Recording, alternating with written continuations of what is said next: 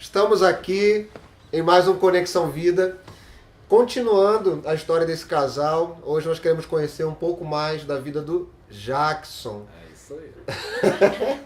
Jackson, Lucilene já falou que vocês se conheceram há 13 anos, não é isso? Isso. E você estava esperando uma princesa, Jackson? Rapaz, vou te dizer que Deus me deu mais do que uma princesa, viu? Era muito interessante que quando eu congregava em outra igreja, a gente era da mesma sede, né, mãe, e ela era de uma filial e eu era de outra. Quando eu passava para ir para minha filial, né, e a Lucilene passava por mim. Todo dia, né, quando eu ia, umas 6h30, né, 6h40 para a igreja, a Lucilene estava descendo, né, para subir, né, a gente morava lá dentro da comunidade, né, e a Lucilene subia para Tiradentes e a gente se encontrava, né, então eu olhava para ela me dava Pai do Senhor, eu, Pai do Senhor, meu irmão.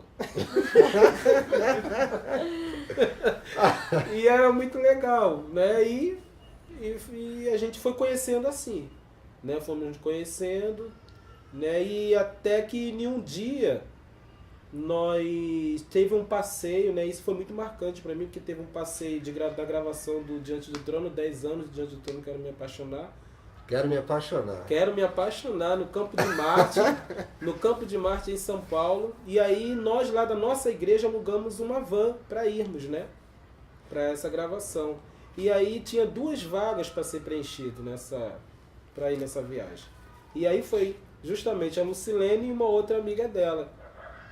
E a Lucilene, eu fui lá na frente, né, junto com o motorista, a Lucilene lá atrás. E quando chegou lá no dia do evento, né, para resumir um pouco, chegou lá no dia do evento, né, aí toda aquela ministração, né, a gravação já estava tudo, né, quero me apaixonar, mas assim, não tinha nada, não pensava em nada assim concreto com a Lucilene, não, nós fomos mesmo com o objetivo da gravação mesmo. E aí na administração, né, a Ana Paula lá, pega na mão do seu irmão, diga que você o ama, quem estava do meu lado? Não sei. E foi, né? E como nós trabalhávamos nós éramos da mesma igreja, na sede, né? E lá já trabalhávamos, já éramos envolvidos com o encontro com Deus lá. E eu era líder dos jovens nessa igreja na época, e ela também. E lá no encontro, né, com Deus, eu conversando com o pastor dela, que na época era o pastor Severino, né, ele falou que tinha uma ovelha, tinha uma irmã que precisava de ajuda na igreja, né, de orientação para trabalhar com jovens. E aí começou a conversar comigo, eu trabalhava ali ajudando na cozinha. E aí eu conversando com ela, quem era que precisava de ajuda? A Lucilene. E aí ele me orientou para procurá-la, né, para conversar com ela e tudo. E aí eu conversando com a Lucilene lá, daquele momento nós conversamos, nós marcamos na volta do encontro para conversarmos na sede, na igreja. Assuntos ministeriais. Assuntos ministeriais, nada concreto. Mas eu vou dizer, já estava no meu coração, eu creio no coração dela não, que a Lucilene sempre foi durona, né? Foi durona, foi difícil eu conquistar. Mas no meu coração já estava com os olhos ali, com a visão, já pensando em algo mais sério. E aí desenrolou ali a gente conversando e tudo, e até que me declarei para ela. Foi difícil que ela me deixou de molho. Eu tinha uma lista, né? Eu era o último da lista, porque ela já me falou isso. Não adianta me criticar, porque foi verdade, entendeu? Eu era o último da lista. Mas eu ganhei essa guerra, ganhei essa batalha. Fique registrado. E fique registrado aqui que eu ganhei. Entendeu? Eu ganhei. Estamos felizes. Com certeza foi propósito do Senhor. Como alguns dizem, né? Deus não une pessoas apenas, Deus une propósitos, né? Verdade. E nós vemos hoje o propósito de Deus na vida de vocês. Mas Jackson, é muito bonita essa história, né? Que na igreja encontrou uma moça também já envolvida na igreja, vocês se encontraram, né, e se casaram.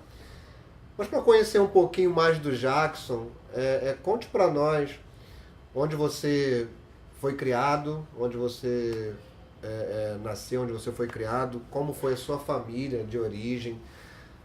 Nós te conhecemos já na igreja, servindo ao Senhor, teve um casamento abençoado. Mas como foi a sua infância? A minha infância não foi uma infância, foi uma infância difícil. Não foi nada fácil. Eu sou o mais velho, né, de 5, né, tenho mais 5 irmãos, né, e meu pai, né, abandonou, vamos dizer assim, a minha mãe quando eu tinha mais ou menos 12 anos, por aí.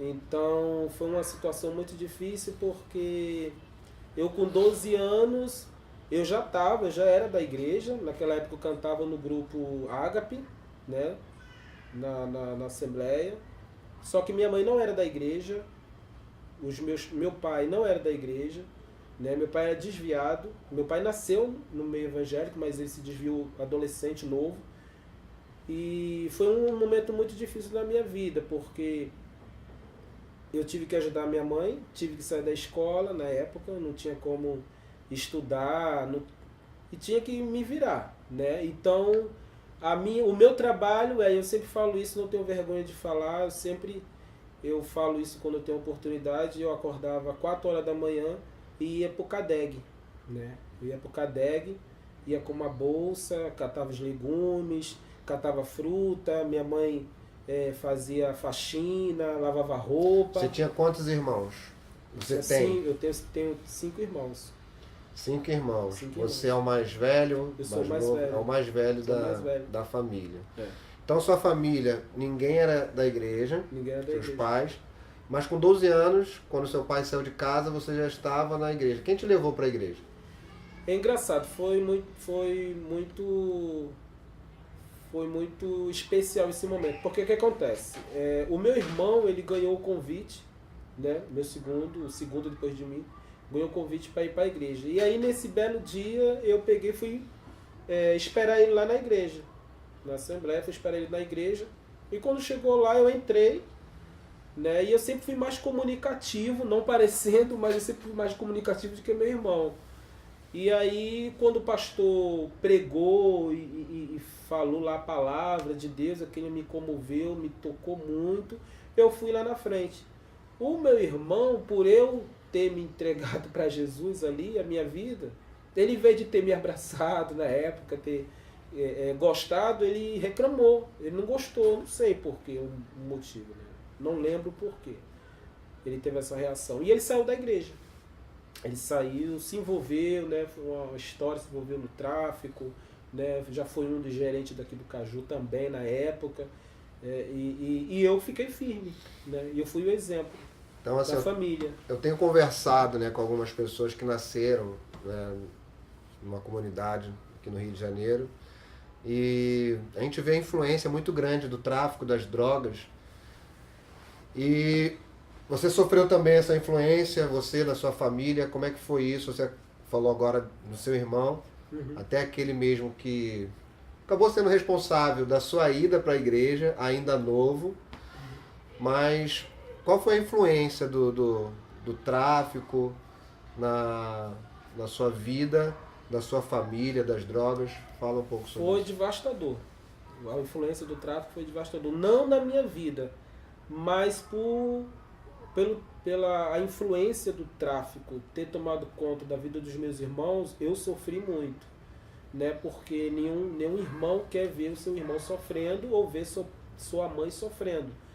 Então, só para dar um exemplo, teve um belo dia que eu cheguei em casa da igreja, os caras estavam tudo armados na porta da minha casa, levando a televisão e queria expulsar a gente de casa por causa da época meu irmão era envolvido e tinha dado um desfalque lá, só que a gente não tinha nada a ver. E a gente não aceitava nada dentro de casa roubado, nada de ninguém.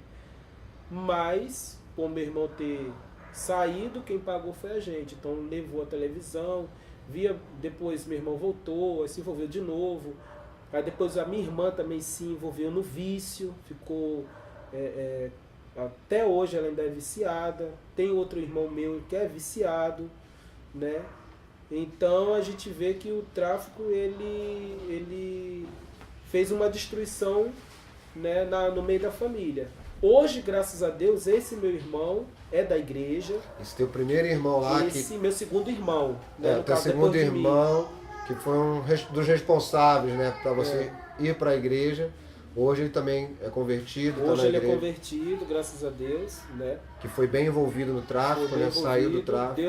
Deus resgatou ele verdadeiramente e ele quase que morre. Tem uma coisa interessante que eu tenho falado, né? Assim, a influência do tráfico verdadeiramente é muito grande na vida de alguém que nasce na comunidade. Então, diretamente, e graças a Deus, né, a gente vê a vida do Jackson que novo, né, Deus o resgatou e os seus irmãos sofreram, né, um bocado, né, alguns ainda sofrem por influência das drogas ou do próprio tráfico, mas graças a Deus, desde novo o Senhor tem te guardado, te guardou, te preservou. Verdade.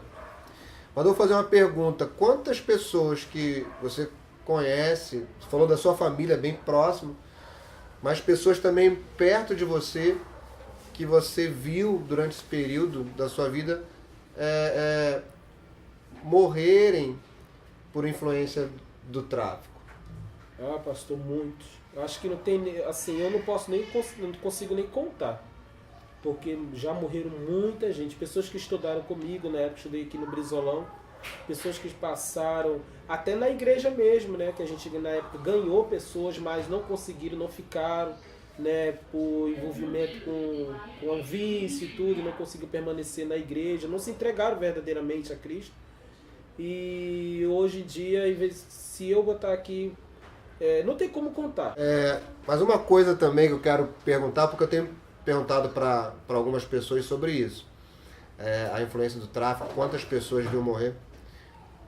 Mas você já viu muitas pessoas também que estavam vivendo sob influência do tráfico, vivendo ali uma vida no tráfico e foi resgatado por Jesus, que se converteu, que entrou para uma igreja, a igreja abraçou. Você viu muitas pessoas? Sim, sim. Vi muitas pessoas, né? Tanto homens como mulheres, né? Pessoas que se entregaram verdadeiramente. E eu tenho, né, um amigo que na época ele cantava no conjunto e só eu sabia que ele tinha vício na época. E teve um belo dia que ele pegou e se levantou, né, e saiu. E aí eu achei aquele esquisito, fui atrás dele. Quando eu encontrei com ele no corredor, já fora da igreja, eu perguntei: o que está acontecendo? Pô, Jackson, não dá para eu ficar na igreja porque eu ainda tenho vício, eu não estou conseguindo. E aí eu dei uma palavra para ele, falei: cara, nós estamos aqui e Deus é a cura. Você tem que ficar, você tem que confiar, você tem que crer em Deus, porque quando uma pessoa está doente, ele procura quem? Ele procura o médico. E eu creio que Deus vai curar a tua vida. Hoje em dia ele é uma pessoa casada, é uma pessoa liberta, uma pessoa concursada, uma pessoa com família. E quando a gente se encontra, ele não mora mais aqui, e quando a gente se encontra, ele fala essa história, e eu vejo que quando a pessoa quer verdadeiramente e confia que Deus vai fazer, Deus faz. E eu tenho testemunho disso e tenho visto isso. Amém.